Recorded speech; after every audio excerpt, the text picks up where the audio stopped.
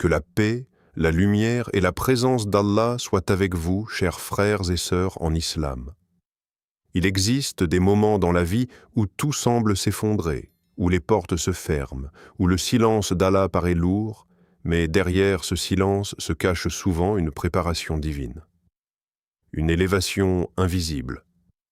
As-tu déjà ressenti que ton âme cherche quelque chose de plus profond? As-tu déjà traversé une épreuve en te demandant « Pourquoi moi ?»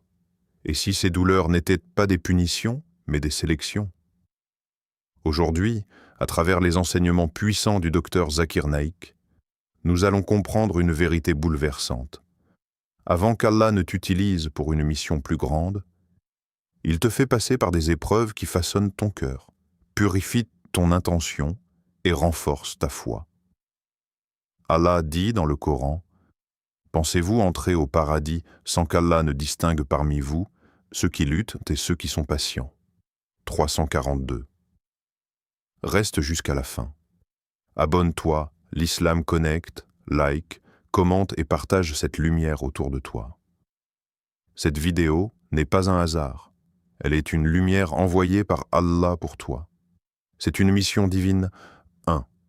L'épreuve qui purifie ton intention avant qu'Allah ne t'utilise. Avant qu'Allah ne t'élève, il te vide. Avant qu'il ne t'expose à la lumière, il t'emmène dans l'ombre. Car toute élévation véritable commence par une purification intérieure. Et cette purification ne se fait pas dans le confort, elle se fait dans l'épreuve. Beaucoup veulent être utilisés par Allah. Beaucoup veulent avoir un impact, guider, inspirer, réussir pour la cause d'Allah. Mais peu sont prêts à laisser Allah nettoyer leur intention. Or, Allah ne confie pas une mission noble à un cœur encore attaché à l'ego, à la reconnaissance, aux applaudissements ou à la validation des gens. Les difficultés financières que tu traverses, les projets qui échouent sans explication, les portes qui se ferment au dernier moment, les incompréhensions de ton entourage, tout cela n'est pas un hasard. Ce sont des filtres divins. Le prophète, que la paix et le salut d'Allah soient sur lui, a dit dans un hadith rapporté par Sahih al-Bukhari, « Les actions ne valent que par leur intention. » Regarde bien. Ce hadith ne parle pas d'abord d'action visible, il parle d'intention, parce que dans la balance d'Allah, ce qui pèse le plus lourd, ce n'est pas ce que les gens voient, c'est ce que ton cœur cache. Quand tout va bien, il est facile de dire « je fais cela pour Allah ». Mais quand les résultats ne viennent pas, quand personne ne remarque tes efforts, quand tu travailles en silence et que d'autres récoltent les éloges, là, ton intention est mise à nu. C'est dans ces moments que l'ego souffre. Et c'est exactement le but. Allah veut transformer ton « je veux réussir » en « je veux plaire à Allah ». Il veut transformer ton « je veux être reconnu » en « je veux être accepté par lui ». Il veut détacher ton cœur du regard des créatures pour l'attacher uniquement au regard du Créateur. Allah dit dans le Coran, « Il connaît la trahison des regards et ce que les poitrines cachent. » 40-19. Cela signifie que même si personne ne comprend ton combat intérieur, lui le connaît. Même si personne ne voit ta sincérité, lui la voit. Et parfois, pour que cette sincérité devienne pure, il te retire ce que tu aimais. La reconnaissance, la facilité, la réussite rapide. Imagine un verre rempli d'eau trouble. Tu ne peux pas y verser une d'eau pure tant qu'il est plein. Il faut d'abord le vider. L'épreuve, c'est ce moment où Allah vide ton cœur des intentions mélangées. Ça fait mal, parce que tu avais des ambitions, des rêves, des attentes. Mais Allah veut quelque chose de plus élevé pour toi. Beaucoup de serviteurs pieux ont été brisés avant d'être élevés. Non pas brisés pour être détruits, mais brisés pour être reconstruits. Car un cœur qui a connu l'humiliation devient humble. Et un cœur humble devient puissant entre les mains d'Allah. Quand tu perds le regard des gens, tu apprends à chercher uniquement le regard d'Allah. Quand tu comprends que l'approbation humaine est instable, tu commences à chercher l'acceptation divine. Et c'est là que la vraie transformation commence. Peut-être que tu vis actuellement une période où rien ne semble avancer. Peut-être que tu te demandes pourquoi tes efforts ne donnent pas de fruits. Peut-être que tu ressens même une frustration silencieuse. Mais pose-toi cette question. Et si Allah était en train de travailler sur ton intention? Parce qu'avant la mission, il y a la purification. Avant l'impact, il y a l'isolement intérieur. Avant qu'Allah ne t'utilise, il s'assure que si un jour tu es élevé, tu ne lui attribueras jamais le mérite à toi-même. C'est ici que commence la vraie préparation. 2. La solitude qui renforce ta connexion avant qu'Allah ne t'utilise. Il y a une solitude qui fait peur et une solitude qui élève. Et parfois, les deux se ressemblent tellement que tu crois être abandonné, alors qu'en réalité, tu es en train d'être rapproché. Il arrive un moment dans la vie où tu te sens seul. Même entouré de famille, d'amis, de collègues, tu as l'impression que personne ne comprend ce que tu traverses. Tes pensées deviennent plus profondes, tes questions plus intenses. Ton cœur cherche quelque chose que personne autour de toi ne semble pouvoir offrir. Cette solitude n'est pas un accident. Ce n'est pas un rejet divin. C'est un isolement spirituel voulu par Allah pour renforcer ta connexion avec lui.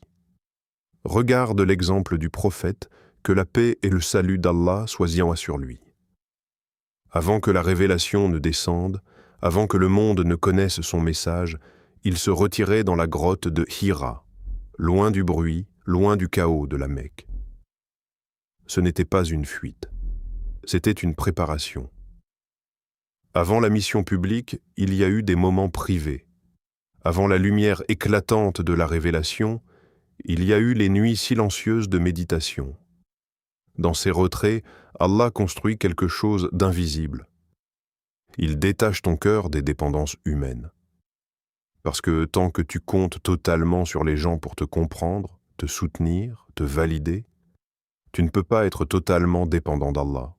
La solitude te force à parler à Allah. Elle te pousse à prier plus longtemps. Elle t'apprend à pleurer sans témoin, sauf lui.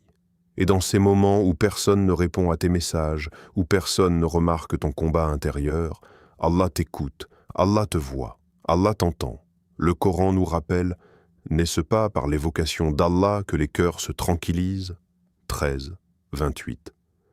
La tranquillité que tu cherches dans les conversations humaines, dans l'approbation sociale, dans l'attention des autres. Tu la trouves finalement dans un tapis de prière, seul, dans le silence de la nuit.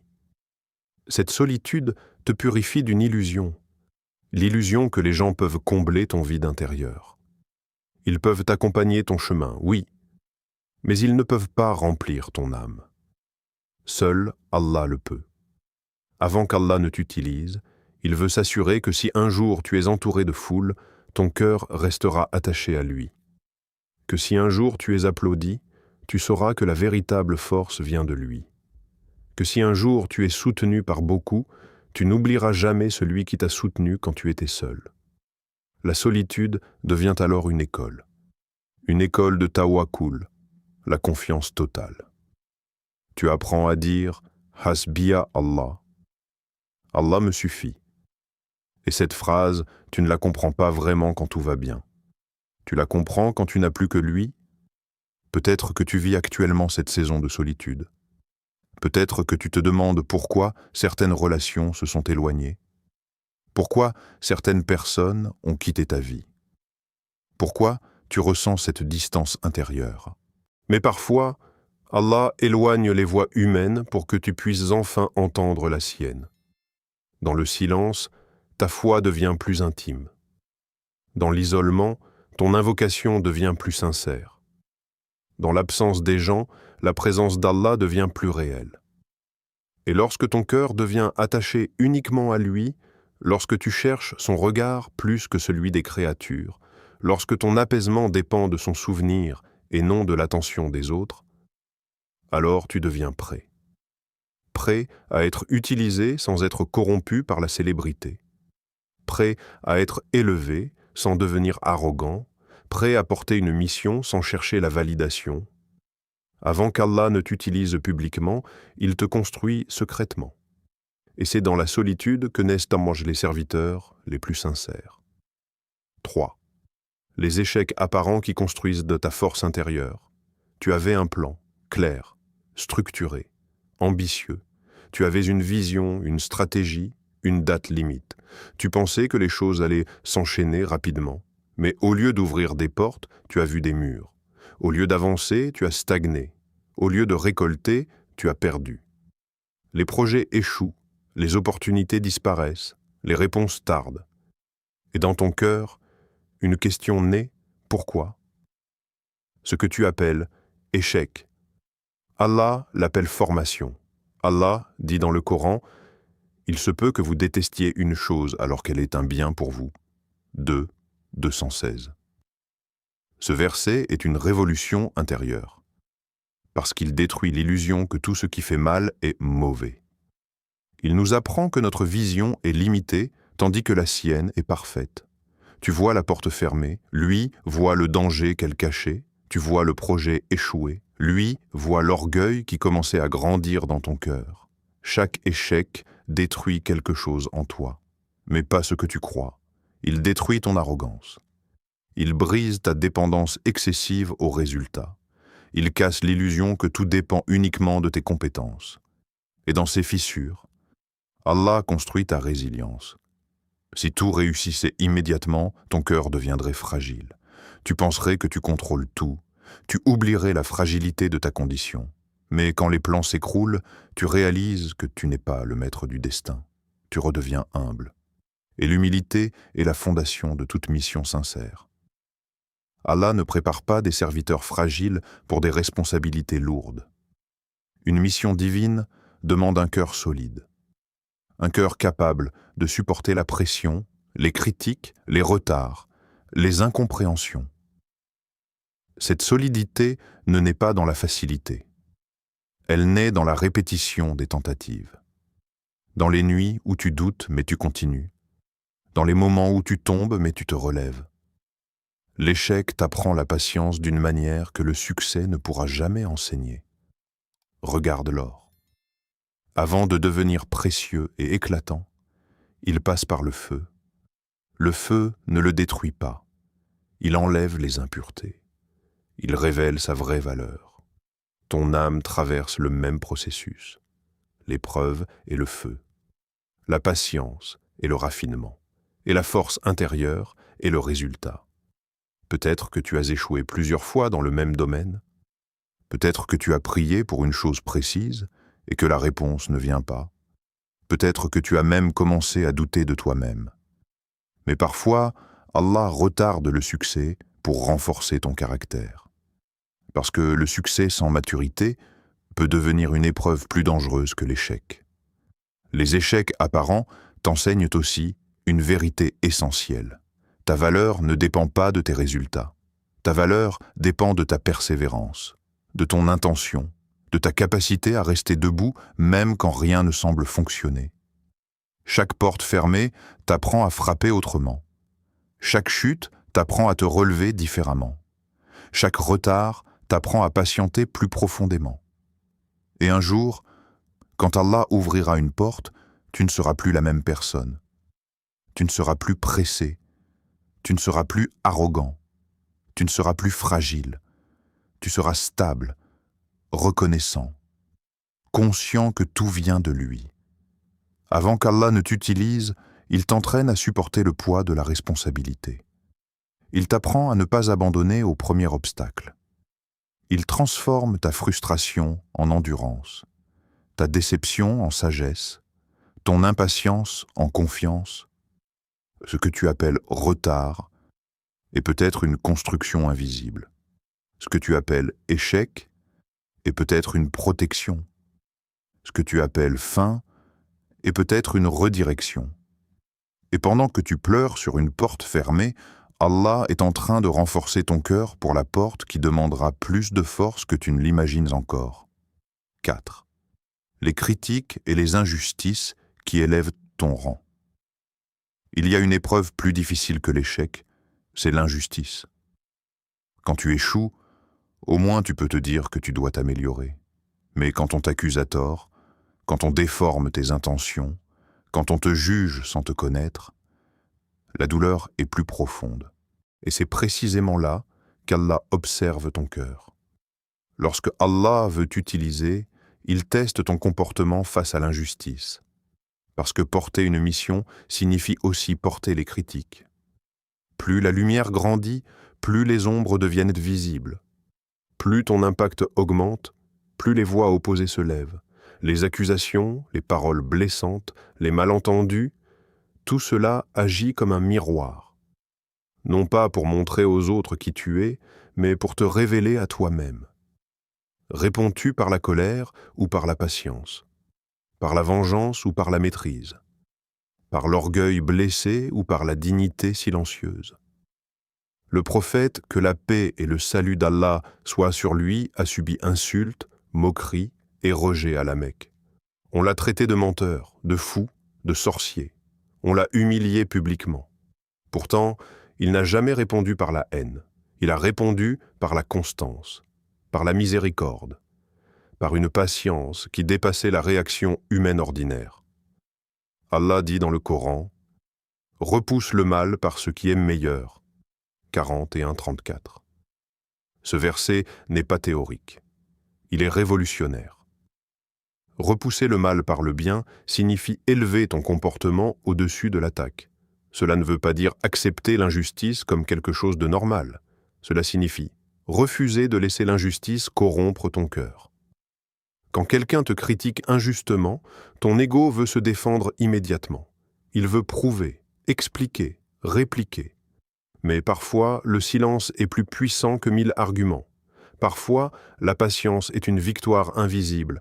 Chaque injustice supportée avec dignité augmente ton rang auprès d'Allah. Pourquoi? Parce que tu choisis la maîtrise au lieu de la réaction. Tu choisis la foi au lieu de l'impulsion. Tu choisis de faire confiance à la justice divine plutôt que de chercher à régler chaque chose par toi-même. Il y a des combats qu'Allah ne te demande pas de mener. Il te demande seulement de rester droit.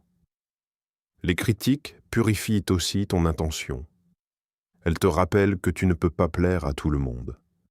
Si tu cherches l'unanimité, tu seras toujours instable. Mais si tu cherches l'agrément d'Allah, les voix humaines perdent de leur pouvoir. Parfois, Allah permet que tu sois mal compris pour t'apprendre à ne plus dépendre de la compréhension des gens. Il permet que tu sois critiqué pour t'apprendre à ne plus dépendre des compliments. Il permet que tu sois injustement attaqué pour t'apprendre à lui confier ta défense. Le prophète, que la paix et le salut d'Allah soient sur lui, a dit que la patience est lumière. La lumière ne brille pas dans le confort. Elle brille dans l'obscurité. Et l'injustice est une forme d'obscurité. Mais si tu patientes, cette obscurité devient élévation. Regarde bien, beaucoup de personnes se détruisent en voulant répondre à chaque critique. Elles perdent leur paix intérieure, leur concentration, leur sincérité. Mais celui qui comprend que chaque épreuve est un test de caractère devient plus stable. Avant qu'Allah ne t'utilise, il veut voir si ton cœur reste pur même quand les autres le salissent par leurs paroles. Il veut voir si tu continues à faire le bien même quand on te traite mal. Il veut voir si ta foi dépend des circonstances ou si elle est enracinée profondément. Les injustices ne définissent pas ta valeur, elles révèlent ta profondeur. Et un jour, peut-être que les mêmes personnes qui t'ont critiqué reconnaîtront ton intégrité. Peut-être pas. Mais ce qui est certain, c'est qu'Allah ne laisse jamais la patience sans récompense. Chaque larme retenue, chaque parole avalée, chaque réaction maîtrisée, tout est inscrit. Et dans le silence de ta patience, ton rang s'élève là où aucun regard humain ne peut le voir. 5. La rupture avec ton ancienne version avant qu'Allah ne t'utilise. Il y a une épreuve dont on parle peu parce qu'elle ne se voit pas de l'extérieur. Pas de perte spectaculaire, pas d'accusation publique, pas d'échec visible, mais à l'intérieur, tout change.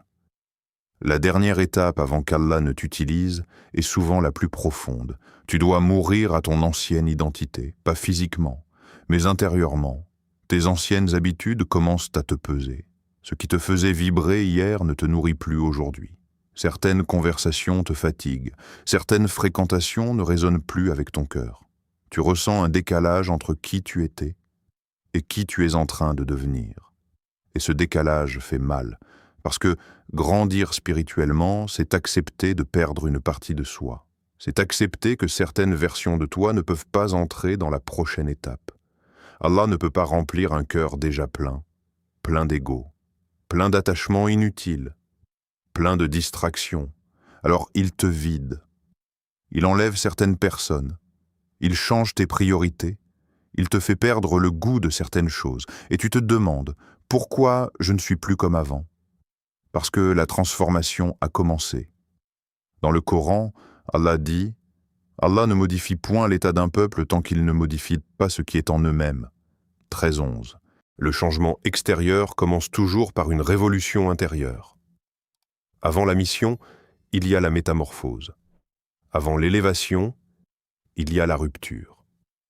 Peut-être que tu traverses une période où tu te sens différent, plus silencieux, plus réfléchi, plus conscient de tes défauts. Ce n'est pas une crise d'identité, c'est une renaissance spirituelle. Mais toute renaissance ressemble d'abord à une perte, comme la chenille qui doit s'enfermer dans un cocon. De l'extérieur, on pourrait croire qu'elle est immobile, qu'elle disparaît. Mais à l'intérieur, une transformation radicale est en cours. Elle ne rampera plus, elle volera. Toi aussi, tu ne peux pas garder certaines mentalités si Allah veut t'élever. Tu ne peux pas garder certaines fréquentations si elles tirent ton cœur vers le bas. Tu ne peux pas garder certaines habitudes si elles affaiblissent ta foi. La rupture est douloureuse parce qu'elle touche à ton identité. Qui suis-je sans ces habitudes? Qui suis-je sans ces relations? Qui suis-je sans cette image que j'avais construite? La réponse est simple et profonde. Tu es celui qu'Allah façonne maintenant. Avant qu'Allah ne t'utilise pour impacter les autres, il travaille sur ton authenticité. Il enlève les couches artificielles, les masques, les versions construites pour plaire. Il te ramène à l'essentiel, un cœur sincère. Et parfois, tu ne reconnais plus la personne que tu étais. Tu repenses à certaines réactions que tu avais, à certaines priorités, à certaines ambitions. Et tu te dis, comment pouvais-je penser ainsi? Ce n'est pas de la honte, c'est de la croissance. La métamorphose spirituelle n'est pas confortable. Elle demande du courage. Le courage d'abandonner ce qui est familier pour embrasser ce qui est meilleur. Le courage de décevoir certaines attentes humaines pour répondre à l'appel divin. Et plus tu avances, plus tu comprends que ce détachement n'est pas une perte. C'est un allègement. Ton cœur devient plus léger, plus clair, plus centré sur l'essentiel. Avant la mission, il y a le nettoyage. Avant la responsabilité, il y a la maturité. Avant l'utilisation, il y a la transformation. Allah ne te change pas pour te faire perdre. Il te change pour te préparer. Et si aujourd'hui tu as l'impression de ne plus être la même personne, si certaines choses tombent naturellement de ta vie, si ton cœur aspire à plus de profondeur, alors ne résiste pas. Parce que ce n'est pas la fin de ton ancienne version qui est en train de s'écrire. C'est le début de celle qu'Allah veut utiliser. Chers frères et sœurs, si tu traverses une période difficile en ce moment, ne désespère pas. Peut-être qu'Allah est en train de te préparer. Peut-être qu'il te façonne pour quelque chose de plus grand que ce que tu imagines. Les épreuves ne sont pas des rejets, elles sont des sélections. Elles ne sont pas des punitions, elles sont des formations. Elles ne sont pas des fins. Elles sont des commencements invisibles. Avant qu'Allah n'utilise un serviteur pour répandre la lumière, il purifie son cœur. Avant qu'il ne l'élève, il l'humilie. Avant qu'il ne lui ouvre des portes, il teste sa patience. Si ton cœur a été touché par ce message, abonne-toi à l'Islam Connect, partage cette vidéo et laisse un commentaire. Peut-être qu'une seule personne trouvera espoir grâce à toi. Merci d'avoir ouvert ton cœur à cette parole. Que la paix d'Allah t'accompagne dans chaque épreuve, dans chaque doute, dans chaque nuit silencieuse. Allah dit, à côté de la difficulté est, certes, une facilité.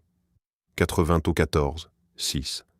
Rappelle-toi, si l'épreuve est grande, c'est que la mission l'est aussi. Qu'Allah fasse de nous des serviteurs sincères, patients et utiles pour sa cause. Amin.